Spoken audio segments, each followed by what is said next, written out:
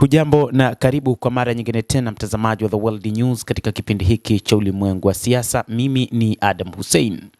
Rais wa Marekani Bwana Donald Trump amesema kwamba wa Iran ikiwa watakubali kutokuwa na silaha za nyuklia basi watampigia simu ili kufanya mazungumzo ya kusitisha vita vya miezi miwili na kusisitiza kwamba hawawezi kamwe kuwa na silaha hizo za kinyuklia.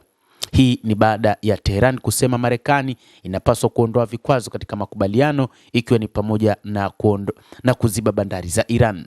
Matumaini ya kufufua juhudi za amani yalififia mnamo Jumamosi wakati Trump alipofuta ziara yake Islamabad kwa wajumbe wake Steve Witkoff na Jared Kushner.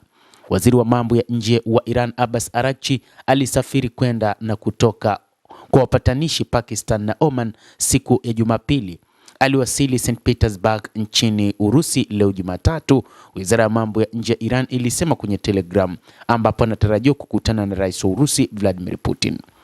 Rais wa Marekani anasema ikiwa wanataka kuzungumza wanaweza kuja kwetu au wanaweza kutupigia simu. Unajua kuna simu, tuna laini nzuri na salama, Trump aliambia The Sunday Briefing kupitia Fox News. Wanajua nini kinapaswa kuwa katika makubaliano, ni rahisi sana.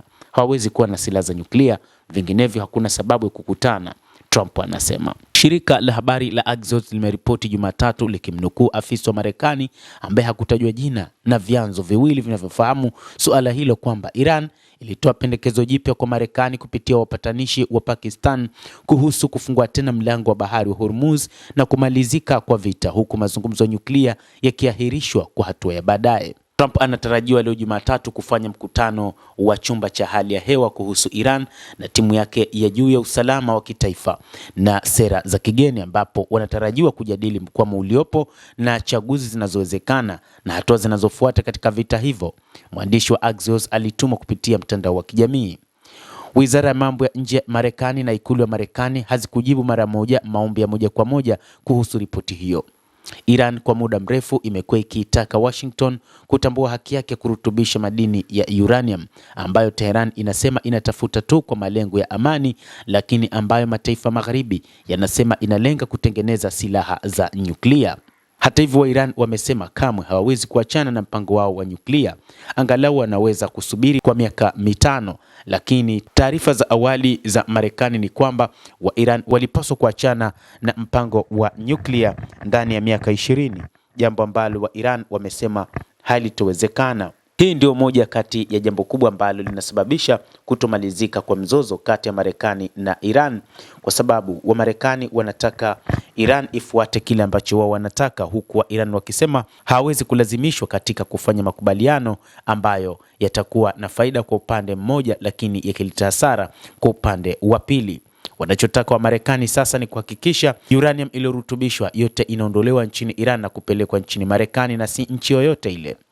Ijapokuwa usitishaji wa mapigano umesitisha mapigano makali katika mzozo huo ulioanza kwa mashambulizi ya Marekani na Israel dhidi ya Iran mnamo Februari 28, hakuna makubaliano yaliyofikiwa juu ya masharti ya kumaliza vita ambavyo vimesababisha vifo vya maelfu ya watu, kupanda kwa bei ya mafuta, kuchochea mfumuko wa bei na kutia giza mtazamo wa ukuaji wa kimataifa.